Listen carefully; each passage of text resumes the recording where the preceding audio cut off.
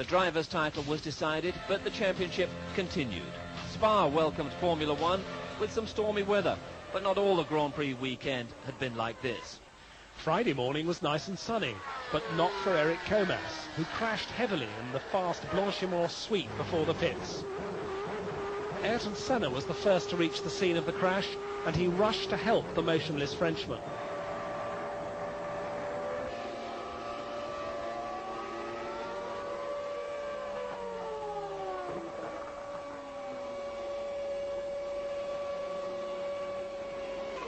Fortunately, Comas suffered only concussion and bruising, but he would take no further part in the Belgian Grand Prix. On Saturday it was wet, and the drivers spent more time in the garages than on the track, and the talk was about the 1993 season. Prost has a contract, he has a clause in there that has a veto for me to drive, and it's nothing you can do about it. He simply doesn't want to compete with me in the same car, and it's basically because he knows that in the same car is tough to beat me. He gotta have a different car, and that is sad because this is business, of course, but it's also some sport in it. And considering that Williams is well ahead, technically speaking, than anybody else, it means that at the moment I have no alternative to compete with them, with Prost, with another car. Some qualifying did take place, and not surprisingly, Mansell topped the times, over 2 seconds ahead of Senna and much more ahead of the others.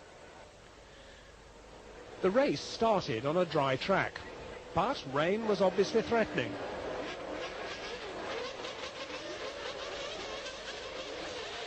At the green light, Mansell led Senna away. But further down the grid, the man who wasn't moving was Gerhard Berger. He never managed to move his clutchless McLaren from the line.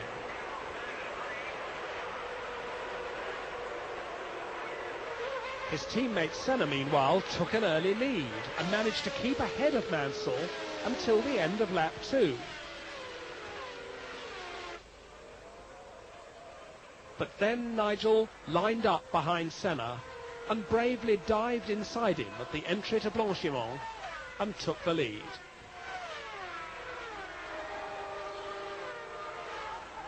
As it started to rain quite heavily, Patrese followed suit and passed Senna for second place.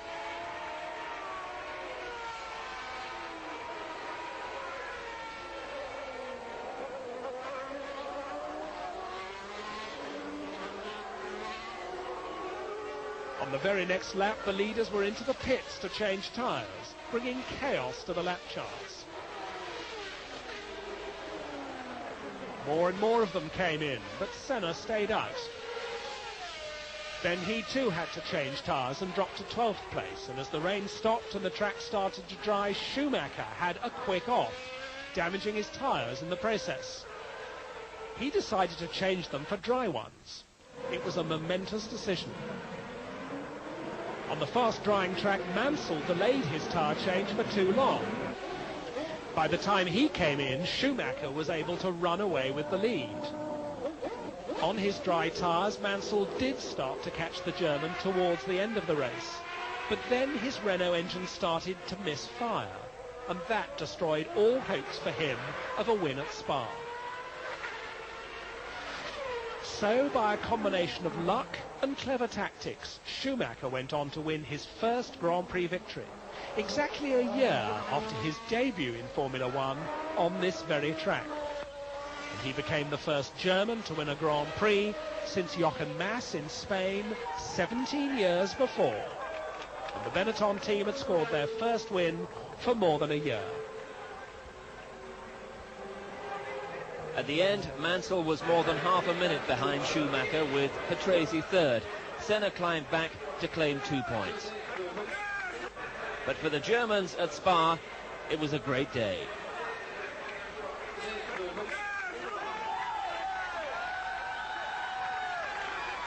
I really can't describe it. I mean, it is something crazy. But I really have to say, in the whole weekend, I felt that we quite good. And I don't know why, but when I was in the motorhome today, I thought that I'm able to win this race. But then I was actually in the race. I was just in third and fourth position. And I thought, oh, I think my dream doesn't come up. And then suddenly the situation changed. I went in for dry tires, and it was absolutely at the right moment. And I could win the race. The world champion further increased his points lead after this race, but the battle for the second place now truly intensifying, with Patrese, Schumacher and Senna all with good chances. The Williams team clinched the Constructors' title with the 10 points earned in Spa, but here as well, the runner-up spot was wide open.